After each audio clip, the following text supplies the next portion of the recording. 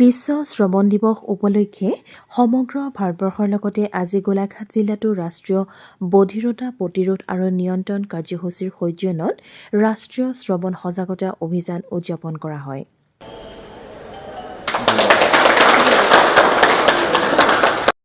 এই কাৰ্যসূচী ক্ৰমে গোলাঘাটৰ শ্বহীদ কুশল কোঁৱৰ অসামৰিক চিকিৎসালয়ত এখনি সজাগতাৰ সভাৰ আয়োজন কৰা হয়। সজাগতা সভা উদ্বোধন কৰে গোলাঘাটৰ যুটীয়া স্বাস্থ্য সেৱা সঞ্চালকৰ দায়িত্বত থকা ডক্টৰ ভৰত ফুকনে। এই দিৱসৰ লগত সংগতি ৰাখি শ্ৰৱণ শক্তি পৰীক্ষা শিবিৰ অনুষ্ঠিত কৰাৰ লগতে শ্ৰৱণ শক্তিৰ ওপৰত বিশেষভাৱে আলোচনা কৰা হয়। আনহাতে জিলাখনৰ প্ৰতি গাঁও পঞ্চায়তত গাঁও সভা অনুষ্ঠিত কৰা হয়। কাৰ্যসূচীৰ জিলা নোডেল বিষয়া ডক্টৰ পাৰ্থ গোহাঁয়ে শ্ৰৱণ সজাগতাৰ অভিযানৰ তাৎপৰ্য ব্যাখ্যা কৰে। আজিৰ কাৰ্যসূচীত গোলাঘাট জিলাৰ অতিৰিক্ত আয়ুক্ত জেমছ আয়ন ডক্টৰ ভাস্কৰজ্যোতি খেৰিয়াৰ লগতে কেইবাগৰাকীও স্বাস্থ্য বিষয়া লোক উপস্থিত থাকে। দিৱসৰ লগত সংগতি ৰাখি RBSKৰ বিষয়া কৰ্মচাৰীসকলে সহযোগিতা আগবঢ়ায়।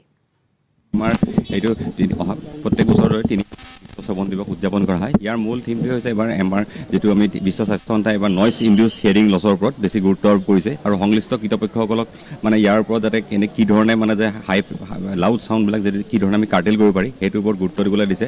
কাৰণ নইজ ইনডিউচ হিয়াৰিং লছটো যদি এবাৰ হৈ যায় সেই পেচেণ্টৰ ৰিকভাৰী চান্সটো নাথাকে, হিয়াৰিং এইড দিব লগা হয় এইটো। আৰু বাকী আজি আমি কাণৰ যতন কিদৰে ল'ব লাগে সেইকাৰণে কি ধৰণে যাতে আমি হিয়াৰিং প্ৰিজাৰ্ভেশ্যন কৰিব পাৰোঁ তাৰ কাৰণে এখন সজাগতামূলক সভা আজি আমাৰ ADC ছাৰৰ উপস্থিতিত আমি এতিয়া হেৰি কৰা হৈছে।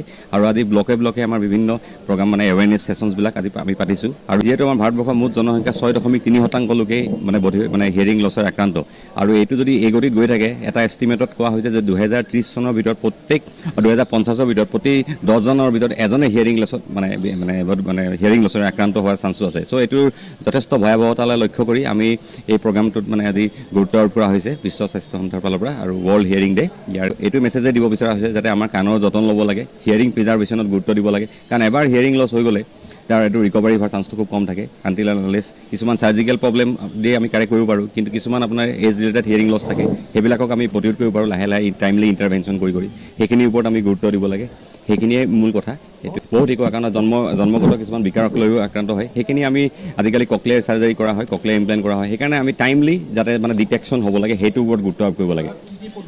আমাৰ ইয়াতে আমাৰ যিটো ৰাষ্ট্ৰীয় বধিৰতা প্ৰতিৰোধ নিয়ন্ত্ৰণ কাৰ্যসূচী তাৰ অধীনত আমি কিছুমান ইনষ্ট্ৰুমেণ্ট আমি কিনিছোঁ যেনে OAE machine right from the first day onward. তাৰমানে জন্মৰ প্ৰথম দিনাৰ পৰাই আমি বাচ্ছাৰ হিয়াৰিং টেষ্ট কৰিব পাৰোঁ।